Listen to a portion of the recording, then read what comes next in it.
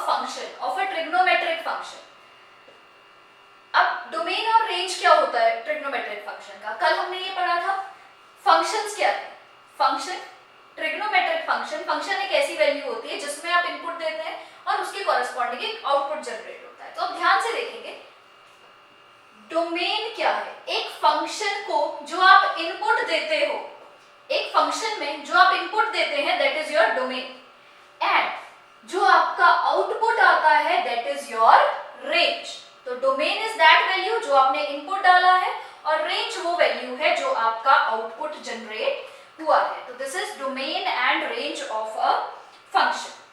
Domain वो value है जो आपने इनपुट दिया है, और रेंज वो वैल्यू है जो उसका आउटपुट आता है। सपोज हम कह रहे हैं y is equals to sin x।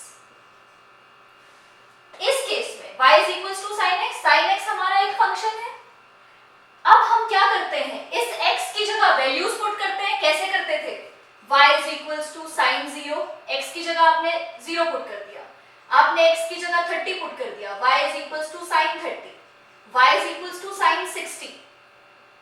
तो जो आप ये वैल्यूज पुट कर रहे हैं 0, 30, 60, इसको हम कहते हैं डोमेन ऑफ अ फंक्शन। जो आपने इनपुट डाला है दैट इज डोमेन, और जो आपका ये आया है, सपोज जब आप 0 डालेंगे तो y की वैल्यू आएगी 0, तो 0 इज योर रेंज।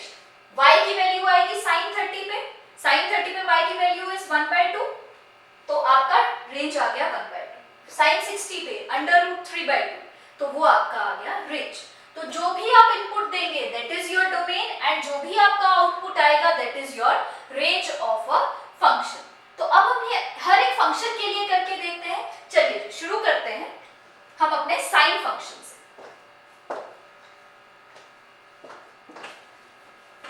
चलिए यहां पे हम पुट करेंगे अपना डोमेन, और ये आ जाएगा हमारा रेंज। ध्यान से देखेंगे domain and range of a function. Suppose मैं बात करती हूँ sin x की, हम बात करते हैं sin x की या sin थीटा की, आप कुछ भी ले सकते हैं, sin थीटा बोल सकते हैं, sin x बोल सकते हैं। तो पहले बात करते हैं डोमेन ऑफ साइन। चलिए अब x की जगह आप क्या पुट कर सकते हैं? x की जगह अगर मैं कहूं इसमें आपने x की कोई वैल्यू पुट करनी है, क्या आप कुछ स्पेसिफिक वैल्यू लेंगे या आप कोई भी वैल्यू चूज कर सकते हैं?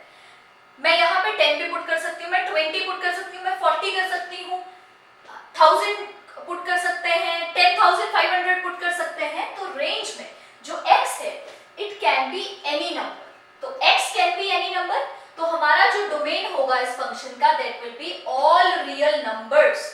जितने भी रियल नंबर है वो मैं इसमें पुट कर सकती हूँ, कोई प्रॉब्लम ही नहीं है। आप जब आप पुट कर रहे हैं वैल्यू, आप स्पेसिफिक नहीं देखेंगे, आप सिर्फ ये चेक करेंगे क्या आप इस फंक्शन में वो वैल्यू पुट कर सकते हैं? हाँ जी कर सकते हैं। तो हर एक real number is domain of this function, तो every real number is domain of this function. Range हमने कल पढ़ा था, साइन फंक्शन का रेंज क्या होता है? सपोज आपको ये याद होगा, कल हमने एक यूनिट सर्कल बनाया था, यहां पे साइन थीटा की वैल्यू किसके इक्वल थी? 0 के इक्वल, और यहां पे कॉस थीटा इक्वल टू 0 था। हमने ये कल कर चुके थे हम। इसका मतलब यहां पे हमारा साइन जो था, sine theta was our y coordinate and cos theta हमारा x कोऑर्डिनेट था। ये कोऑर्डिनेट था 1,0, ये कोऑर्डिनेट था -1,0, this was 0, -1 and this was -1, 0, -1, यही था। तो साइन की वैल्यू ध्यान से देखेंगे, सॉरी इट वाज 0,1। तो साइन की वैल्यू कहां से कहां तक लाई कर रही है? 1 से लेके -1। तो साइन का जो रेंज रहता है दैट इज -1 to 1। हमने कल यही पढ़ा था, sine theta is always greater than equal to -1 but always less than equal to 1। तो ये था हमारा साइन फंक्शन का रेंज। क्योंकि साइन की वैल्यू, अब ये स्क्वायर ब्रैकेट्स है, हम ऑलरेडी कर चुके हैं। स्क्वायर ब्रैकेट का मतलब है ये वैल्यू इंक्लूड हो रही है, ये वैल्यू अगर इंक्लूड हो रही है इसका मतलब साइन का जब आप शुरू करोगे तो वैल्यू -1 हो सकती है, -1 हो सकती है, और कहां तक जा सकती है? 1 तक। क्या 1 इंक्लूड होगा? हाँ जी होगा। तो साइन थीटा का जो रेंज आपका रहेगा that will be greater than equal to -1 but less than equal to 1। Next comes cos theta. अब ध्यान से यही सेम चीज आप cos थीटा पे देख सकते हैं। cos थीटा की वैल्यू कहां से कहां तक जा रही है, -1 से लेके 1 तक। अब ये तो हमारी रेंज है कि cos थीटा की value is -1 to 1। Again cos theta is always greater than equal to -1 but less than equal to 1। अब ये देखते हैं कि cos थीटा में आप कौन कौन सी वैल्यू पुट कर सकते हैं। आप कोई भी वैल्यू पुट कर सकते हैं, जैसे हमने sin थीटा में हर रियल नंबर, कोई भी रियल नंबर हम पुट कर सकते हैं, वैसे ही हम cos थीटा में कोई भी रियल नंबर पुट कर सकते हैं। तो what is domain of cos function, cos theta का डोमेन, cos फंक्शन का domain is also all real number. And what is range, range तो हमने इस एग्जांपल से देख ही लिया था कि cos कहां से कहां तक लाई कर रहा है, -1 से लेके 1 के बीच में cos में कोई भी वैल्यू आप पुट कर सकते हैं। चलिए नेक्स्ट आता है हमारा tan थीटा। अब tan थीटा को ध्यान से देखेंगे, इसमें थोड़ी सी एक चीज समझने वाली है। tan थीटा कोई अलग sin और cos की तरह इंडिविजुअल फंक्शन नहीं है। tan थीटा किन दो चीजों से मिलकर बना हुआ है। tan थीटा को मैं लिख सकती हूँ sin theta upon cos theta. चलिए यहाँ पे देखते हैं, अगर हम हर जगह यूज कर रहे हैं x तो हम यहाँ पे भी x यूज करेंगे। This will B sin x and this will B cos x। अब आप ध्यान से एक बात नोट करेंगे, जब भी आप डोमेन में वैल्यूज पुट कर रहे हैं, कोई भी फंक्शन है, आपने उस डोमेन में वैल्यू पुट करना है, आपको सिर्फ एक चीज याद रखना है कि उस फंक्शन का डिनोमिनेटर कभी भी 0 नहीं आना चाहिए। क्या याद रखेंगे, जब भी आप किसी फंक्शन में वैल्यू पुट कर रहे हैं तो आपको सिर्फ ये ध्यान रखना है कि उस फंक्शन का जो डिनोमिनेटर है वो 0 के इक्वल कभी भी नहीं बनना चाहिए। आप कोई भी ऐसी वैल्यू नहीं पुट करेंगे जिसमें उसका डिनोमिनेटर क्या बन जाए, 0 बन जाए। कोई भी ऐसी वैल्यू नहीं पुट करेंगे जिसमें उसका डिनोमिनेटर 0 बन जाए। एक छोटा सा एग्जांपल, सपोज मेरे पास कोई फंक्शन है, एक पॉलिनोमियल है p of x, या let's say this is x square minus 1 upon x square minus 2 upon x minus 1। तो ये अगर आप कभी भी इसमें वैल्यू पुट करेंगे तो आप x की कौन सी वैल्यू नहीं पुट कर सकते, x इक्वल टू 1 आप नहीं पुट कर सकते। क्यों नहीं कर सकते, अगर आपने x को 1 पुट कर दिया, 1 minus 1 डिनोमिनेटर 0 बन गया, तो कोई भी ऐसी वैल्यू जिसके लिए डिनोमिनेटर 0 बन जाए तो वो वैल्यू आप कभी भी उसमें पुट नहीं करेंगे। यहाँ पे आपको यही ध्यान रखना है। तो हमने ये किया है कि हमारा जो डिनोमिनेटर है cos थीटा, वो कभी भी cos x को कभी भी 0 नहीं आना चाहिए। हमारा जो डिनोमिनेटर है cos x वो कभी भी 0 नहीं आना चाहिए। और cos x 0 किस किस के लिए होता है, क्या cos x 0 सिर्फ 90 पे होता है, नहीं जी, cos x तो 0 90 पे भी होता है, 270 पे भी होता है। Again it was pi by 2, it was 3 pi by 2, 5 pi by 2, 7 pi by 2, 9 pi by 2। ये तो बहुत सारी ऐसी वैल्यूज है जिसके लिए 0 बन रहा था, क्योंकि cos थीटा सिर्फ एक किसी वैल्यू पे 0 नहीं आता। हमने तो देखा है इस पूरी y कोऑर्डिनेट पे cos थीटा हर बार 0 बन रहा है, और y कोऑर्डिनेट पे क्या एंगल सिर्फ एक बार आ रहा है या बार बार रिपीट हो रहा है, बार बार रिपीट हो रहा है। तो हम cos की कौन सी वैल्यू नहीं पुट कर सकते, हम cos की वो वैल्यू पुट नहीं करेंगे जिसके लिए cos थीटा 0 बने। और कल ही हमने पढ़ा था cos थीटा, पहली बात cos theta not equal to 0 होना चाहिए।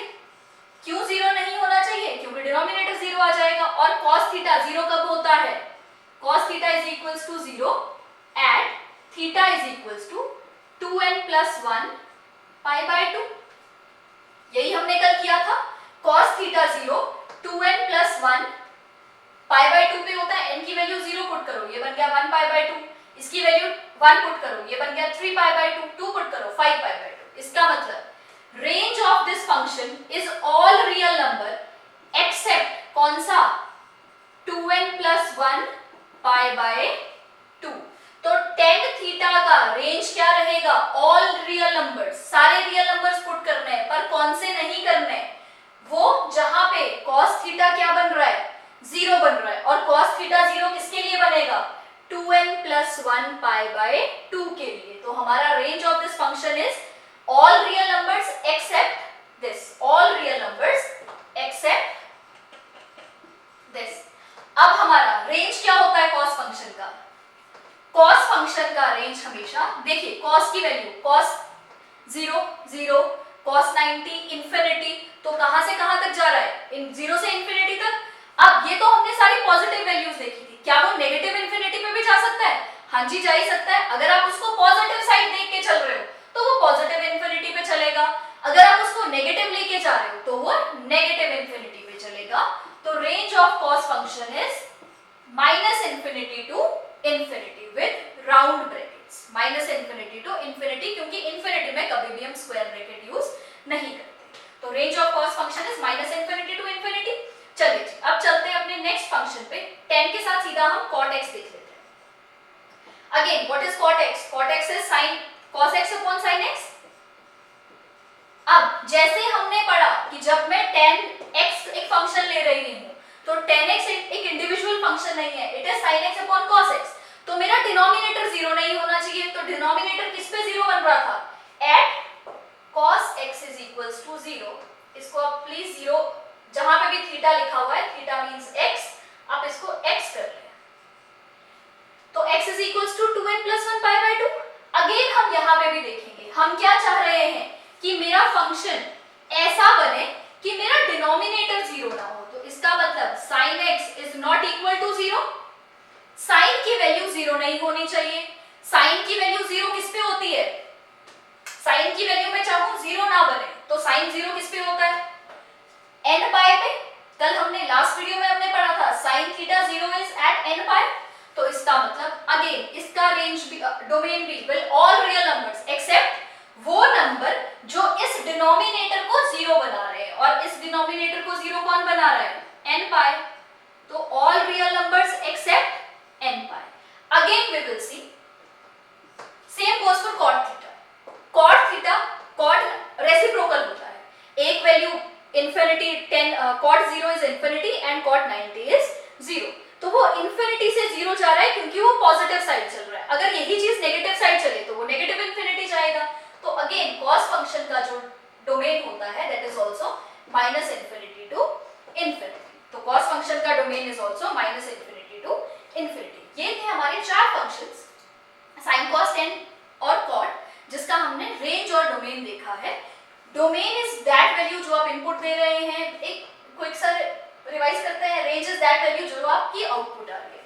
साइन का कोई भी वैल्यू पुट कर लो, कोई रिस्ट्रिक्शन नहीं है, कोई आपको नहीं देखना है क्या है क्या नहीं है, सिर्फ रेंज कोई भी रियल नंबर होगा, कोई कॉम्प्लिकेशन नहीं है इसमें। और रेंज हमने देख लिया, साइन की वैल्यू सिर्फ -1 से 1 तक जा सकती है। कॉस फंक्शन पे भी all real numbers is domain and range is again -1 to 1। फिर आते थे 10 फंक्शन पे, साइन अपॉन कॉस, सिर्फ ये देखना है कि कॉस 0 ना हो। कॉस 0 नहीं होगा, किस पे नहीं होगा? कॉस 0 किस पे होता है? 2n plus 1 pi by 2। तो वो हमको इग्नोर करने पड़ेंगे क्योंकि मैं डिनोमिनेटर को 0 नहीं बनाना चाहती। And same goes for cot function. इसके बाद हम देखते हैं अपने अगले फंक्शंस जो कि है साइन का रेसिप्रोकल इज कोसेकेंट और कॉस का इज सीकेंट। तो अब हम इन दोनों के बारे में देखते हैं कि कोसेकेंट और सीकेंट के साथ क्या होता है। चलिए पहला देखते हैं कोसेकेंट एक्स। चलिए कोसेकेंट एक्स को मैं क्या लिख सकती हूं? Cosecant x can be written as 1 upon sin x। Again denominator में क्या आ गया? sin x आ गया। अगर डिनोमिनेटर में कोई वैल्यू है, क्या आप चाहेंगे वो वैल्यू कभी 0 बन जाए? नहीं, ऐसी वैल्यू पुट ही नहीं करनी कि डिनोमिनेटर 0 बन जाए। तो मैं नहीं चाहती डिनोमिनेटर 0 बने। अगर डिनोमिनेटर 0 नहीं बनेगा तो आपकी डोमेन क्या हो जाएगा? All real numbers except n पाई। n पाई क्यों? क्योंकि sin x is equals to 0 at x equal to n पाई। इसीलिए मैं यहाँ पे क्या नहीं पुट कर सकती? n पाई नहीं पुट कर सकती, क्योंकि अगर आपने n पाई पुट कर दिया तो ये क्या बन जाएगा? 1 upon sin x 0 आ जाएगा। चलिए तो डोमेन आ गया all real numbers except n पाई। अब इसके रेंज के बारे में अच्छी तरह से देखते हैं कि इसका रेंज क्या होगा। चलिए थीटा किसका रेसिप्रोकल है? साइन का। Cosec is reciprocal of sine, तो ध्यान से देखिए, cosec x is equals to 1 sine x, जो भी साइन का वैल्यू आएगा उसका रेसिप्रोकल कर दो, दैट विल बी कोसेक। अब साइन की वैल्यूज के बारे में देखते हैं। साइन की वैल्यू -1 से लेके 1 तक लाया करती है, इसमें कोई कंफ्यूजन? साइन की वैल्यू हमेशा -1 से लेके 1 के बीच लाया करती है, ठीक है जी।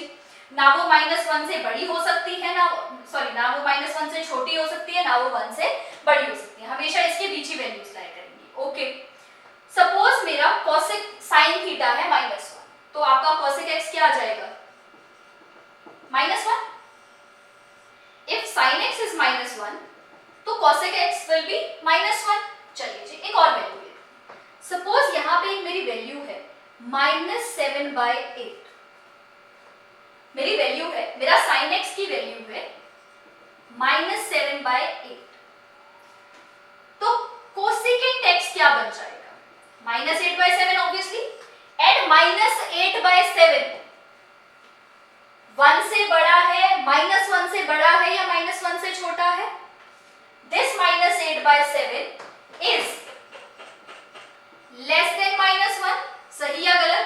ऑब्वियसली न्यूमरेटर बड़ा है, डिनोमिनेटर छोटा है, तो ये इम्प्रॉपर फ्रैक्शन बनेगा, और improper fractions are always greater than 1, therefore this is always greater than this will be less than -1।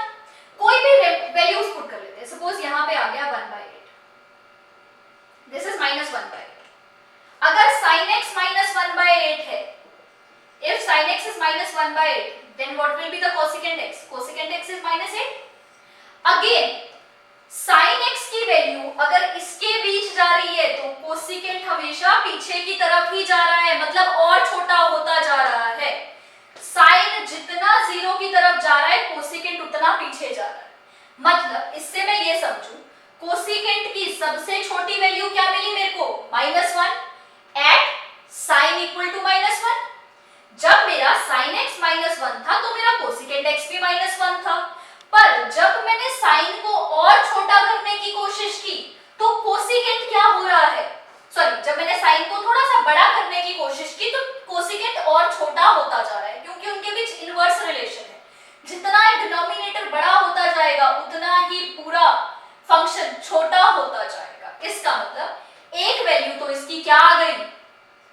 -∞ To 1 और -1, -1, -∞ टू -1, -1 इज इंक्लूडेड। हमने एग्जांपल के साथ भी देख लिया, आपको एग्जांपल के साथ देखना है कि अगर आपका sin x -7/8 है, which is between 0 and -1, अगर आपका sin x -7/8 है तो कोसिकेंट आपका -8/7 बन जाएगा, which is less than -1। Less then होगा तो इस साइड शिफ्ट होगा या लेफ्ट साइड शिफ्ट होगा? लेफ्ट साइड शिफ्ट होगा। चलिए अब देखते हैं sin x पे -1/8, जो बिल्कुल यहाँ पे लाई कर रहा है, 0 के बिल्कुल पास लाई कर रहा है। आपको फ्रैक्शंस पता होंगे, -1/8, -2/8 ऐसे करके ये 1 पे पहुंच जाएगा। तो sin x इज -1/8। जब आपने sin x की वैल्यू -1/8 पुट की तो उसके कॉरेस्पॉन्डिंग आपका कोसिकेंट क्या आ गया? -8 इधर जाएगा या बिल्कुल लेफ्ट पे जाना शुरू हो जाएगा? और लेफ्ट पे, जितना आप इधर जाओगे वो और लेफ्ट पे जाना शुरू हो जाएगा। चलिए, तो हमारा रेंज आ गया इसका -∞ टू -1, क्योंकि -1 इज इंक्लूडेड तो हमने ऐसे लिख लिया। चलिए और देख लेते हैं। सपोज अभी मैंने लिया था, ये सिर्फ थी जब मेरा 0 से लेके -1 के बीच sin थीटा की वैल्यू लाई कर रही है। चलिए अब देखते हैं, if my sin theta lies between 0 to 1, अगर मेरा sin थीटा 0 से 1 के बीच लाई कर रहा है, सपोज दिस इज माय 6/8 और लेट्स से 5/8। अगर मेरा sin theta, if sin theta is equals to 5/8 है, तो क्या आप कोसिकेंट थीटा के बारे में बता सकते हैं? कोसिकेंट थीटा क्या होगा? 8/5। 8/5 को सॉल्व करें, 5 1 जा 5, 30, 5 6 जा 30, तो ये 1.6 बन रहा है। 1.6 यहां पे नहीं बनेगा, 1.6 1 के राइट साइड पे चला गया। इसका मतलब ये तो और इधर शिफ्ट हो रहा है। जब आप वैल्यूज पुट के बीच की, तो आपका जो कोसिकेंट थीटा आ रहा है वो कैसा आ रहा है, वो आ रहा है आपका -∞ से -1 के बीच। अब देखते हैं जब आपने 0 से 1 के बीच पुट करना शुरू किया, यहाँ पे हमने लिखा है sin थीटा इज 0 to 1। चलिए जी, अब लेट करते हैं, let sin theta is equals to 1 put कर देती हूँ मैं वैल्यू, तो कोसिकेंट थीटा भी क्या आ जाएगा, ऑब्वियसली 1 आ जाएगा। चलिए sin थीटा की वैल्यू में यहाँ पे हमने कोई एक वैल्यू पुट कर दी 1/7। अगर sin theta is equals to 1/7 है तो कोसिकेंट थीटा क्या आ जाएगा, 7। बिल्कुल 1 के राइट साइड में शिफ्ट होना शुरू हो गया। मतलब जब आपकी वैल्यू 0 से 1 के बीच है, दिस इज 0, जब आपकी वैल्यू 0 से 1 के बीच है तो हमारा जो कोसिकेंट थीटा है, when sin theta is between 0 to 1, तो हमारा कोसिकेंट थीटा 1 से लेके पॉजिटिव इंफिनिटी तक इंक्रीज हो रहा है। तो इसकी रेंज क्या आ जाएगी, -∞ to -1 यूनियन 1 to infinity। तो ये आ गई हमारी रेंज ऑफ कोसिकेंट फंक्शन। ध्यान से देखना है, विद एग्जांपल करोगे बड़े इजीली समझ जाओगे। एग्जांपल याद भी रहेगा कि कैसे मेरी कोसिकेंट फंक्शन का जो रेंज है वो -∞ to -1 आया। -∞ to -1 कब आएगा, जब आपका sin थीटा होगा 0 से -1 के बीच, और जब आपका sin थीटा, जब आपका कोसिकेंट फंक्शन आएगा 1 to infinity, तो आपका sin थीटा होगा 0 to 1 के बीच। ये बात आपने याद रखनी। तो ये था हमारा कोसिकेंट फंक्शन। आप अच्छी तरह से इसको एग्जांपल्स के साथ समझ लें। अब इसके बाद हम चलते हैं अपने अगले फंक्शन पे, जो बिल्कुल सेम है, जैसा हमने कोसिकेंट के लिए पढ़ा वैसा ही हम अपने नेक्स्ट फंक्शन के लिए पढ़ेंगे, विच इज सीकेंट थीटा। चलिए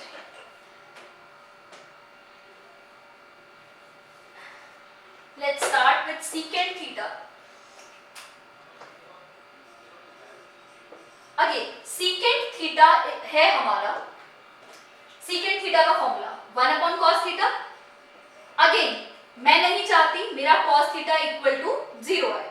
cos theta should not be equal to 0। क्यों नहीं 0 के इक्वल होना चाहिए, अगर cos थीटा 0 के बराबर हो गया तो ये नॉट डिफाइंड बन जाएगा। तो 1/0 cos थीटा मैं नहीं चाह रही अपनी वैल्यू। अब ध्यान से देखेंगे क्या करेंगे, इसका मतलब my domain is all real numbers accept cos theta 0 किस पे होता है, 2n + 1 π/2। तो ये बहुत अच्छी तरह से आपको याद करना पड़ेगा, cos थीटा 0 कहाँ पे है, sin थीटा 0 कहाँ पे है, बहुत जगह यूज होता है, तो आपको ये पता होना चाहिए। तो except all values except 2n + 1 π/2। Again छोटा सा एग्जांपल अब लेके हम देखते हैं, क्योंकि हम पहले ही सीकेंट थीटा के बारे में पढ़ चुके, कोसिकेंट थीटा के बारे में पढ़ चुके हैं। देखिए cos फंक्शन की रेंज कहां से कहां तक होती है, -1 to 1। जैसे sin की रेंज है -1 to 1, cos की रेंज भी है -1 to 1। अब ध्यान से देखिए, suppose this is my number line, this is 0, this is 1 and this is -1। Suppose अगर मेरा cos थीटा है -1, तो मेरा सीकेंट थीटा क्या बन जाएगा, ऑब्वियसली -1, cos का reciprocal. Let's say cos theta is equals to, एक एग्जांपल ले लेते हैं, 2/3, 2/3 यहां नहीं होगा,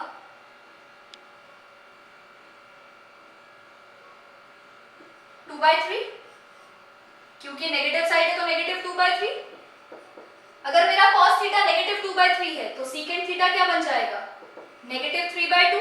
3/2 ऑब्वियसली, क्योंकि it is a improper fraction, तो इम्प्रॉपर फ्रैक्शन की वैल्यू हमेशा किससे बड़ी आती है, इज ग्रेटर देन 1, या अगर यहाँ पे माइनस है तो -1 से इम्प्रॉपर फ्रैक्शन हमेशा इस साइड जाएगा, 1 से बड़ा हो जाएगा।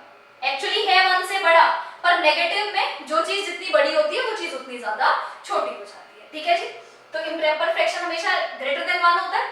चलिए, तो इसका मतलब अगर मेरा sin थीटा यहाँ, cos थीटा यहाँ लाई कर रहा है, तो हमारा सीकेंट थीटा हमेशा -1 के इस तरफ लाई करेगा। चाहे आप जो मर्जी वैल्यू इन दोनों के बीच पुट कर दें, 0 to लेके -1 के बीच जो भी वैल्यू पुट करेंगे, हमेशा अगर आपका cos थीटा इन दोनों वैल्यू के बीच लाई कर रहा है, तो आपका सीकेंट थीटा जो होगा, अगर cos थीटा इज 0 to -1, जैसा हमने पहले फंक्शन में देखा था, कोसिकेंट में देखा था, वैसे ही for secant if cos theta is 0 to -1, then your secant theta will always be greater than equal to, sorry, less than equal to, greater than equal to -1. तो आपका secant थीटा हमेशा greater than equal to -1 हो जाएगा. Clear है जी यहां तक?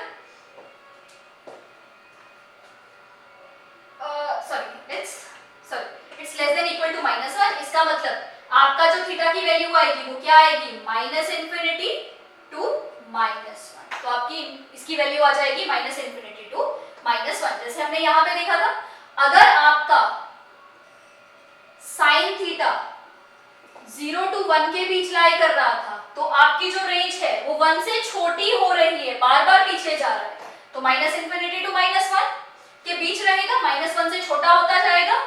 और अगर आपने वैल्यू पुट कर ली 0 to 1 के बीच, if your cos theta is 0 to 1, आप एग्जांपल भी पुट कर सकते हैं, at if cos theta is equal to 1, then your secant theta is also equal to 1.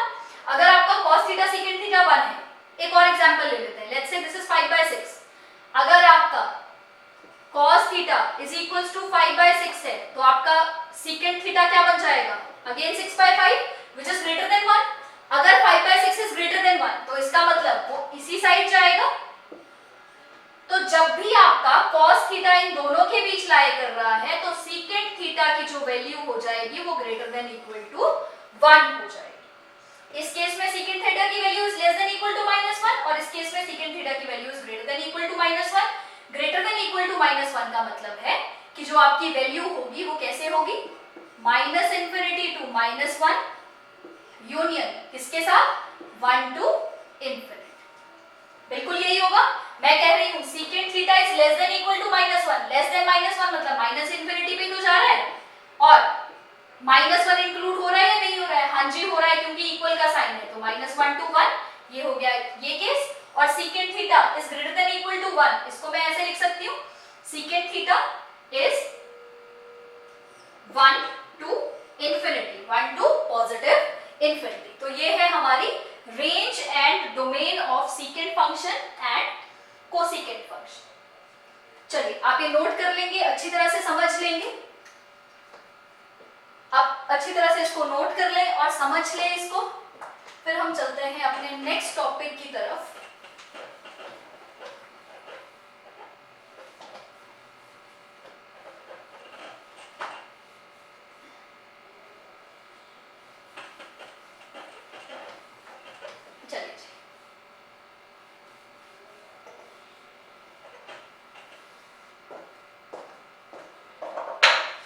Next topic है, अब हमारी जो टी रेशियोज है, हमारी ट्रिग्नोमेट्रिक जो रेशियोज है, ट्रिग्नोमेट्रिक फंक्शंस है, कल हमने ये सीखा था कौन से क्वाड्रेंट में कौन सा फंक्शन पॉजिटिव है, कौन सा फंक्शन नेगेटिव है. एक बार जल्दी से रिवाइज कर लेते हैं.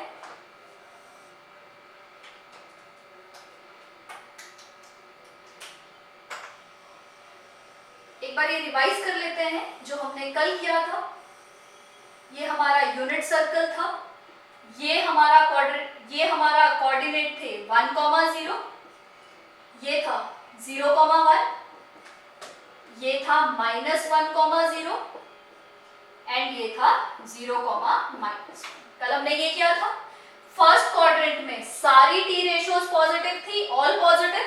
सेकंड क्वाड्रेंट में साइन पॉजिटिव था, थर्ड क्वाड्रेंट में tan पॉजिटिव था, और फोर्थ क्वाड्रेंट में cos पॉजिटिव था. ऑब्वियसली अगर मैं कह रही हूँ साइन पॉजिटिव है, तो आपको समझ आ जाना चाहिए कि सेकंड क्वाड्रेंट में कोसेकेंट भी पॉजिटिव है, क्योंकि उसका उल्टा है, उसका रेसिप्रोकल है. अगर tan पॉजिटिव है तो cot भी पॉजिटिव होगा, अगर cos पॉजिटिव है तो सेकेंट भी पॉजिटिव होगा. ये हम कल कर चुके थे. और दूसरा, हाँ जी, ये एक यूनिट सर्कल है जो हमने पहले भी पढ़ा था. अगर ये यूनिट सर्कल है तो इसका रेडियस होगा 1 यूनिट. रेडियस 1 यूनिट है तो ये कोऑर्डिनेट्स हो जाएंगे 1, 0, 0, 1, -1, 0 एंड 0, -1. अब हम ये देखते हैं कि है क्या. ये 1 जो है this is our cos theta, हम पहले वीडियो में देख चुके हैं, and this is our sine. तो अगर मेरा cos theta is 1 and sin theta is 0, क्या आप ये 0 डिग्री पे, 0 रेडियंस पे सारी वैल्यूज कैलकुलेट कर सकते हैं? हाँ जी कर सकते हैं। सिंपल सा फॉर्मूला है, cos थीटा, sin और cos पता है तो tan थीटा आ जाएगा, sin upon cos, cosecant is 1 upon sin, secant is 1 upon cos and tan is cot is 1 upon cot या cos अपॉन sin, आपको जैसे भी इसकी वैल्यू कैलकुलेट करनी है। तो हमने क्या किया है, हर एक क्वाड्रेंटल एंगल के लिए इन कॉरेस्पॉन्डिंग एंगल्स की वैल्यू कैलकुलेट कर ली है। इसके लिए 0 डिग्री या 360 रेडियंस, 0 डिग्री या 2 पाई रेडियंस के लिए ये वैल्यूज हैं। अगर हम बात करें 90 डिग्री और π/2 रेडियंस तो ये वैल्यूज हैं, cos और sin ये है ही है।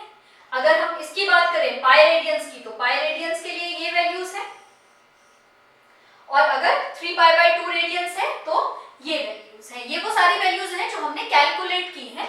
cos अपॉन sin, सेकेंड का फॉर्मूला 1 अपॉन cos, कोसेकेंट का 1 अपॉन sin, cot का cos अपॉन sin, ये सारी फॉर्मूला पुट करके हमने वैल्यूज कैलकुलेट कर दी हैं। अब हम ये देखते हैं कि ये सारी टी रेशियोज, ये 6 टी रेशियोज हर क्वाड्रेंट में कैसे बिहेव करती हैं। देखते हैं, फर्स्ट क्वाड्रेंट की बात करते हैं। यहां से लेके यहां तक फर्स्ट क्वाड्रेंट में साइन की वैल्यू इज 0। जब हम यहां से शुरू करते हैं तो साइन 0 है, यहां पे पहुंच के साइन की वैल्यू 1 हो जाती है। तो एंगल जो साइन है इस क्वाड्रेंट में पॉजिटिव है, सारी टी रेशियोज पॉजिटिव है। इसका मतलब साइन यहां से लेके यहां तक पहुंचते पहुंचते 0 से 1 तक इंक्रीज हुआ होगा। तो हमने लिखा है first quadrant increases from 0 to 1। Sine की वैल्यू यहां पे 0 थी, यहां पहुंच के 1 हो गई, तो साइन इंक्रीजेस फ्रॉम 0 टू 1। अब आते हैं इधर, यहां पे साइन की वैल्यू थी 1 और यहां पे साइन की वैल्यू हो गई 0। पर ये बताएं सेकंड क्वाड्रेंट में साइन क्या है, पॉजिटिव है। अगर साइन पॉजिटिव है तो 1 से लेके 0 तक कम तो हुई है पर नेगेटिव में नहीं गई। ध्यान से सुनेंगे, सेकंड क्वाड्रेंट में साइन पॉजिटिव है, पॉजिटिव का मतलब आपका आंसर -6.5 नहीं आ सकता, ये मतलब है पॉजिटिव वैल्यू का। अब मैं कह रही हूं साइन की वैल्यू यहां पे 1 थी और यहां पे साइन की वैल्यू 0 है, तो डिक्रीज हुई है फ्रॉम 1 टू 0। पर 1 से लेके 0 जाने में क्या कहीं पे नेगेटिव वैल्यू आई है, -0.5 आया है? नहीं आया, क्योंकि 1 से 0 में जाने में कहीं भी नेगेटिव वैल्यू जनरेट नहीं होती। तो सेकंड क्वाड्रेंट में साइन डिक्रीजेस फ्रॉम 1 टू 0, जैसे कि आप इजीली देख सकते हैं ये वैल्यू से, ये कोऑर्डिनेट से। चलो जी आते हैं थर्ड पे। थर्ड में यहाँ पे साइन 0 है, यहाँ पे -1 है। तो थर्ड क्वाड्रेंट में साइन पॉजिटिव होता है या नेगेटिव होता है? सबसे पहली चीज, थर्ड क्वाड्रेंट में sign theta is negative, sign theta is negative in third quadrant. ये ध्यान से देखेंगे। अब देखेंगे 0 से लेके -1, जब भी वैल्यू 0 से लेके -1 तक गई तो ये सारी वैल्यूज तो नेगेटिव वैल्यूज ही थी। तो इसका मतलब सही तो बात है, थर्ड क्वाड्रेंट में साइन की वैल्यू क्या है, नेगेटिव है। आपको दोनों चीजें देखनी है, वैल्यू कहां से गई कहां तक पहुंची, और उस क्वाड्रेंट में साइन की वैल्यू पॉजिटिव थी या नेगेटिव थी। ध्यान से देखेंगे, यहाँ पे साइन 0 था, यहाँ पे साइन -1 है, तो डिक्रीज हुआ है 0 टू -1। क्या सही बात है ये कि वो नेगेटिव ही है? हाँ जी, वो बिल्कुल नेगेटिव ही है। तो थर्ड क्वाड्रेंट में साइन था हमारा नेगेटिव, तो बिल्कुल उसके साथ ही हो गया 0 टू -1 डिक्रीज हुआ है। अब देखते हैं फोर्थ क्वाड्रेंट में क्या हुआ, -1 से टू 0, साइन की वैल्यू -1 से 0 गई, इंक्रीज या डिक्रीज? इंक्रीज हुआ है। पर ध्यान से, फोर्थ क्वाड्रेंट में भी साइन थीटा नेगेटिव है, फोर्थ क्वाड्रेंट में भी साइन थीटा नेगेटिव है। तो क्या जब वैल्यू -1 से 0 में गई तो वैल्यूज पॉजिटिव बन गई या वैल्यू तो प्लस ही नेगेटिव ही रही? वैल्यू तो नेगेटिव ही रही पर वो इंक्रीज होती रही। क्यों? क्योंकि वो लेफ्ट से राइट में जा रही थी तो इंक्रीज हो रही थी, पर इंक्रीज भी वो वैल्यू उसकी नेगेटिव में ही थी। इसलिए फोर्थ क्वाड्रेंट में साइन इंक्रीजेस फ्रॉम -1 टू 0। अब आते हैं कॉस पे। हाँ जी, कॉस का देखते हैं। 1 टू 0 साइन इंक्रीज, कॉस की वैल्यू इंक्रीज हुई या डिक्रीज हुई? डिक्रीज हुई। पहले क्वाड्रेंट में सारे पॉजिटिव थे, तो 1 से 0 जब गया, ये 1 है, 1 से 0 गया तो इसमें 0.5 भी हो सकता है, 0.6 भी हो सकता है सारी 1 से छोटी है, 1 और 0 के बीच में है, पर सारी पॉजिटिव वैल्यूज है, तो बिल्कुल सही है। cos डिक्रीजेस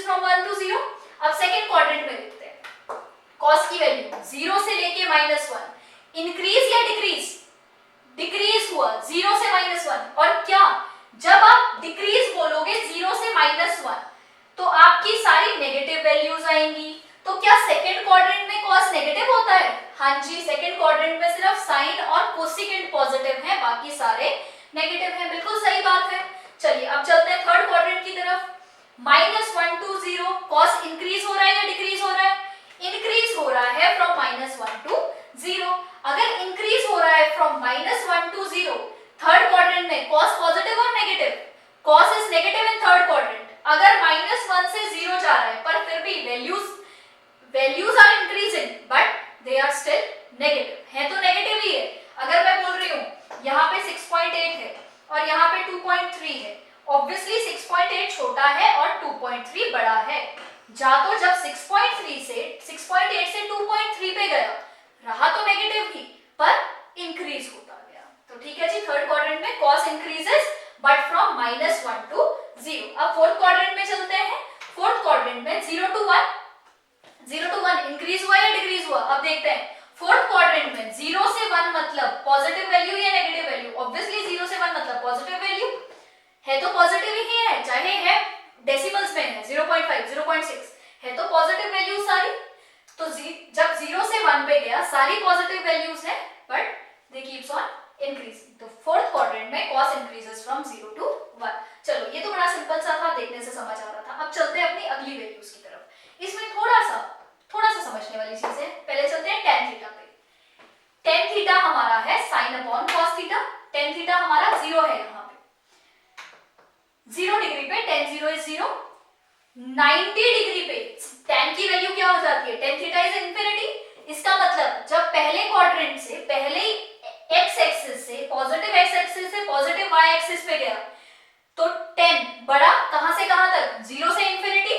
ठीक है जी, इसको देख के ये समझ आ गया 0 से इंफिनिटी बढ़ा। क्या इसमें tan पॉजिटिव था? हाँ जी पॉजिटिव था। चलो फिर तो कोई प्रॉब्लम नहीं है, tan 0 से लेके इंफिनिटी तक बढ़ गया, बिल्कुल सही बात है। चलिए अब चलते हैं अपने नेक्स्ट क्वाड्रेंट की तरफ। इन सेकंड क्वाड्रेंट में देखते हैं tan थीटा की वैल्यू क्या थी? इंफिनिटी। जब यहां से शुरू होके यहां पे tan पहुंचा तो यहां पे tan की वैल्यू आ गई 0। इसका मतलब मेरे को देख के ये लग रहा है यहाँ पे 10 के साथ ये हुआ होगा कि इंफिनिटी से 0 पहुंचा होगा। हम यहीं तक तो पहुंचने की बात कर रहे हैं, यहां से लेके यहां तक। यहाँ पे इस पॉइंट पे, इस एक्सिस पे 10 की वैल्यू वाज इंफिनिटी और यहाँ पे 10 की वैल्यू है 0। इंफिनिटी से 0 आया, देखने से ये लग रहा है। पर इस क्वाड्रेंट में 10 पॉजिटिव है या नेगेटिव है? 10 तो नेगेटिव है। और जब आपने बोला 10 इंफिनिटी से 0 आया, इंफिनिटी से 0 में तो कोई भी नेगेटिव वैल्यू नहीं आ रही है, इंफिनिटी से 0 में तो सारी पॉजिटिव वैल्यूज आ रही हैं। तो अगर मेरे को नेगेटिव वैल्यू चाहिए तो इसका मतलब 10 जब यहां से शुरू हुआ होगा तो वो माइनस इंफिनिटी से शुरू हुआ होगा। क्यों? क्योंकि सेकंड क्वाड्रेंट में ध्यान से देखेंगे कॉस नेगेटिव है और साइन पॉजिटिव है।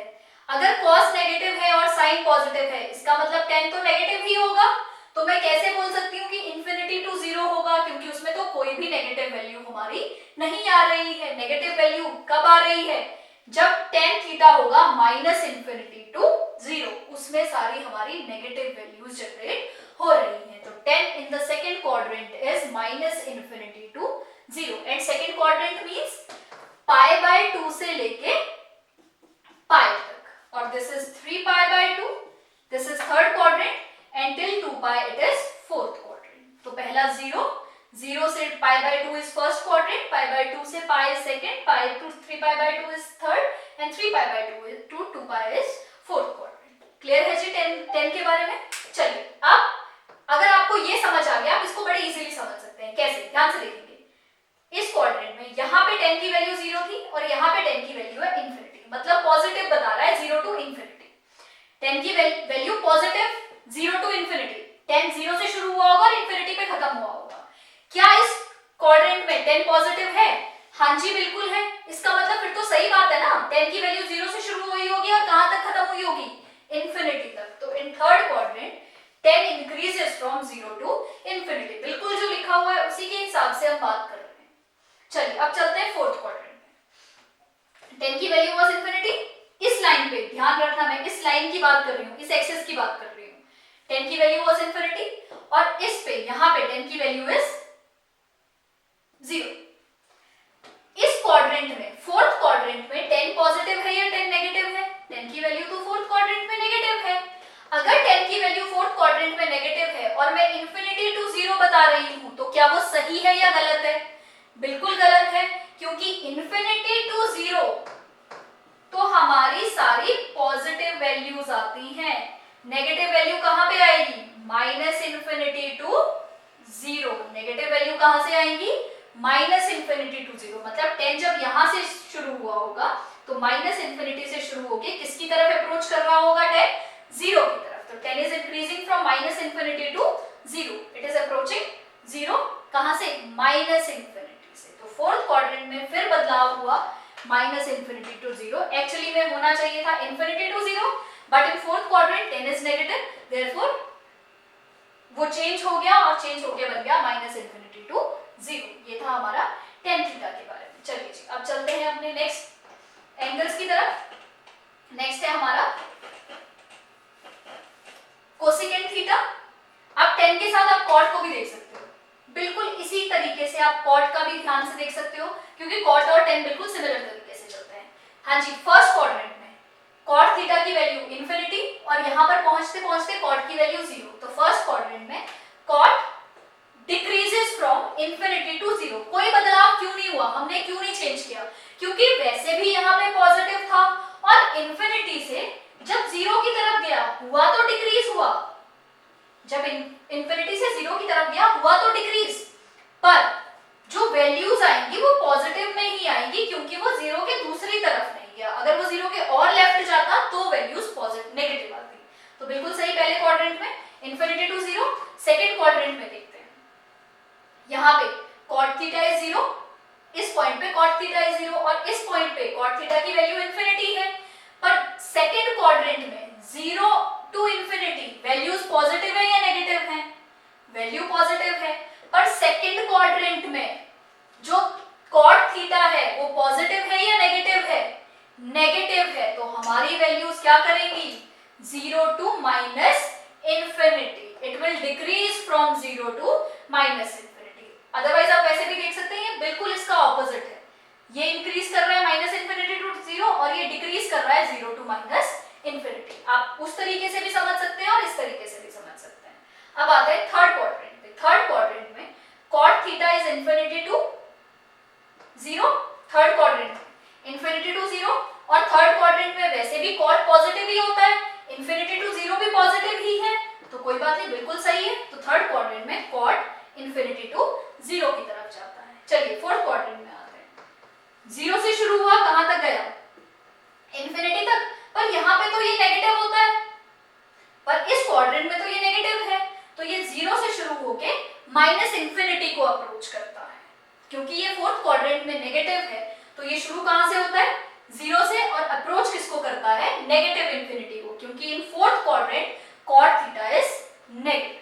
तो ये था साइन, कॉस, टैन और cot के बारे में। बिल्कुल कोसेकेंट और सीकेंट भी इसी तरीके से बिहेव करते हैं। एक बार देख लेते हैं कोसेकेंट और सीकेंट को। चलिए शुरू करते हैं। कोसेकेंट थीटा पहले क्वाड्रेंट में था, फर्स्ट क्वाड्रेंट में कोसेकेंट थीटा वाज इंफिनिटी। यहां पे जब पहुंचा, क्वाड्रेंट का मतलब यहां पे इस रे पे, इस एक्सिस पे cosecant theta was 0।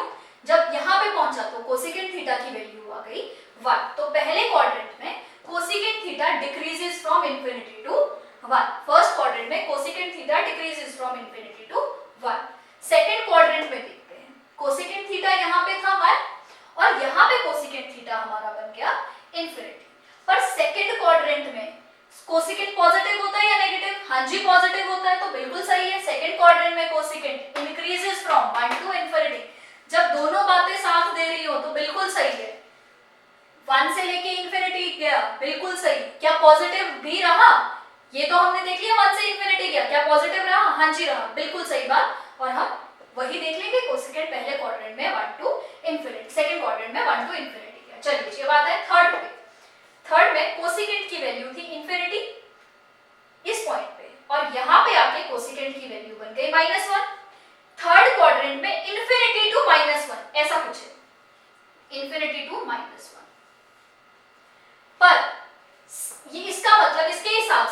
Cosecant positive भी नजर आ रहा है, नेगेटिव भी है, पर कोसिकेंट की जो वैल्यू है थर्ड क्वाड्रेंट में वो क्या रहती है, नेगेटिव रहती है।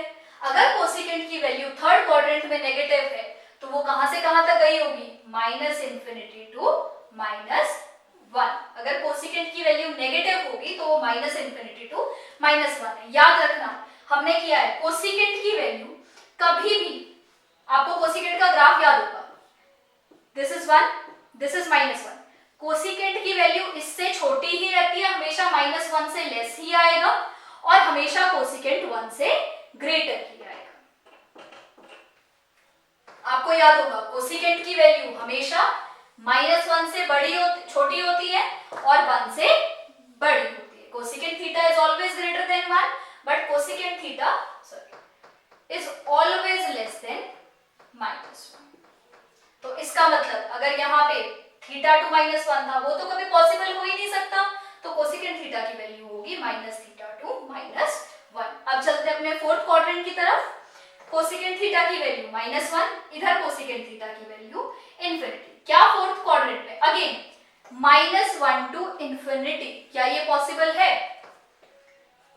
माइनस वन टू इन्फिनिटी, क्या ये कभी भी पॉसिबल है कोसिकेंट के केस में, बिल्कुल भी नहीं, क्योंकि कोसिकेंट हमेशा माइनस वन से छोटा और वन से बड़ा होता है। तो कोसिकेंट के केस में ये वाली चीज कभी भी पॉसिबल नहीं है। फोर्थ क्वाड्रेंट में कोसिकेंट नेगेटिव है तो कोसिकेंट की वैल्यू ऑब्वियसली हो जाएगी minus one to minus infinity. हर चीज आपको ध्यान में रखनी है, जो भी आपने उस ट्रिग्नोमेट्रिक फंक्शन के बारे में अभी तक पढ़ा है, हर चीज ध्यान रखनी है। हमने जब कोसिकेंट थीटा पढ़ा तो हमने सारे फैक्टर्स काउंट किए कि कोसिकेंट इस क्वाड्रेंट में पॉजिटिव है या नेगेटिव है, क्या कोसिकेंट की ये वैल्यू कभी पॉसिबल भी है, कभी पॉसिबल ही नहीं है कोसिकेंट की value minus one to positive infinity. यहाँ पे आप देख सकते हैं कोसिकेंट की वैल्यू हमेशा माइनस वन से छोटी होती है, cosecant theta is always less than minus one, less than और equal to minus one and always greater than equal to one. चलिए अब चलते हैं अपने लास्ट फंक्शन पे, which is secant theta. Secant theta पे आते हैं। पहले क्वाड्रेंट में देखते हैं सीकेंट थीटा क्या है। फर्स्ट क्वाड्रेंट में सीकेंट थीटा इज वन, यहाँ पे पहुंच के सीकेंट थीटा बन गया इन्फिनिटी। फर्स्ट क्वाड्रेंट में तो सारे पॉजिटिव होते हैं तो ऑब्वियसली ट्रू होगा, बिल्कुल वन टू इन्फिनिटी बड़ा, बिल्कुल सही बात। सेकंड में आते हैं, सेकंड क्वाड्रेंट में सीकेंट थीटा इज पॉजिटिव और नेगेटिव। नेगेटिव जब भी आपको उल्टी कोई बात मिल जाए इसका मतलब थोड़ा सा दिक्कत है आपको, क्योंकि आपका जो पहले आंसर आ रहा है वो हर एक पॉजिटिव के लिए आ रहा है कि अगर ये इस क्वाड्रेंट में पॉजिटिव होता तो ये होता, पर हमारा तो सीकेंट थीटा इस क्वाड्रेंट में नेगेटिव है। तो सेकंड क्वाड्रेंट में देखते हैं सीकेंट थीटा इस पॉइंट पे, इस एक्सिस पे क्या था, इन्फिनिटी, और इस एक्सिस पे हमारा सीकेंट थीटा आ गया minus one. Infinity to minus one, बिल्कुल जो बात हमने कोसिकेंट के लिए पढ़ी वही बात सीकेंट के लिए भी सही है। ध्यान से देखिए कैसे, ये zero, this is one, this is minus one. आपने अभी सीकेंट वैल्यू की रेंज पढ़ी है, सीकेंट फंक्शन की जो रेंज है that is less than minus one, यही होता था। Secant theta is always less than equal to minus one and secant theta is always greater than equal to one. इसका मतलब ये सारा सीकेंट थीटा है, ये सारा सीकेंट थीटा है। सीकेंट हमेशा वन से माइनस वन से छोटा होगा और वन से बड़ा होगा, और यहाँ पे मेरे को क्या मिल रहा है सीकेंट थीटा, ध्यान से देखेंगे, इन्फिनिटी टू माइनस वन। क्या ये कभी भी पॉसिबल है, नहीं, तो हमारा सीकेंट थीटा क्या बन जाएगा, minus infinity to minus one, क्योंकि नेगेटिव है सेकंड क्वाड्रेंट में सीकेंट थीटा, तो minus infinity to minus one secant theta second quadrant में। अब आते हैं थर्ड क्वाड्रेंट में secant theta is again negative. अगर अगेन नेगेटिव है तो इसका मतलब कुछ उल्टा ही होगा यहाँ पे भी। चलिए जी देखते हैं, यहाँ पे सीकेंट थीटा है हमारा minus one, secant theta is minus one, और यहाँ पे हमारा सीकेंट थीटा है इन्फिनिटी। क्या कभी ये पॉसिबल है, minus infinity two plus one, minus one two plus infinity, इसका मतलब माइनस वन से लेके यहाँ तक, ये तो सीकेंट के ग्राफ के बिल्कुल उल्टा है। सीकेंट का ग्राफ तो ऐसा होता ही नहीं। चलिए देखते हैं, इसमें है भी सीकेंट नेगेटिव है, तो वैल्यूज क्या होंगी सीकेंट थीटा की, minus one to minus infinity. जब minus one to minus infinity जा रहा है तो वो बढ़ रहा होगा या कम हो रहा होगा, ऑब्वियसली कम हो रहा होगा। तो थर्ड क्वाड्रेंट में secant theta is decreasing from minus one to minus infinity. अब आता है फोर्थ क्वाड्रेंट में। फोर्थ क्वाड्रेंट में सीकेंट थीटा पॉजिटिव है, तो सेकेंड थीटा इन्फिनिटी और यहाँ पे सेकेंड थीटा 1, तो ठीक है, decreases from infinity to -1। Again जिस क्वाड्रेंट में पॉजिटिव वैल्यू पॉजिटिव ही रह रही है वहां उसके लिए ये बिल्कुल ट्रू होगा, और जिसके लिए वो जहां पे वो वैल्यू नेगेटिव है पर हमारा आंसर तो पॉजिटिव के लिए आता है, तो हम क्या करेंगे, उसको चेक करेंगे, हर एक कंडीशन को चेक करेंगे, क्या हर एक कंडीशन ट्रू है उस केस में, क्योंकि हम सारे ट्रिग्नोमेट्रिक फंक्शंस अभी तक पढ़ चुके हैं, सबके हम ये देख चुके हैं किसका रेंज कहाँ है, किसका डोमेन क्या है, आप ये पढ़ चुके हैं कि कॉस फंक्शन किस में पॉजिटिव होता है किस में नेगेटिव होता है, तो आपको सारे फैक्टर्स लेके इस ग्राफ को बनाना है। आप एक बार ये फिर से बनाएंगे, खुद ये टेबल बनाने की कोशिश करेंगे, क्योंकि नेक्स्ट वीडियो में, नेक्स्ट लेक्चर में हम करने वाले हैं ग्राफ्स ऑफ ट्रिग्नोमेट्रिक फंक्शन, जिसके लिए आपको आज पढ़ी हुई सारी बातें और पुरानी जो भी बातें हमने की हुई हैं वो सारी पता होनी चाहिए। तो आप ये रिवाइज करेंगे, फिर हम नेक्स्ट वीडियो में करेंगे graphs of different trigonometric functions. Thank you.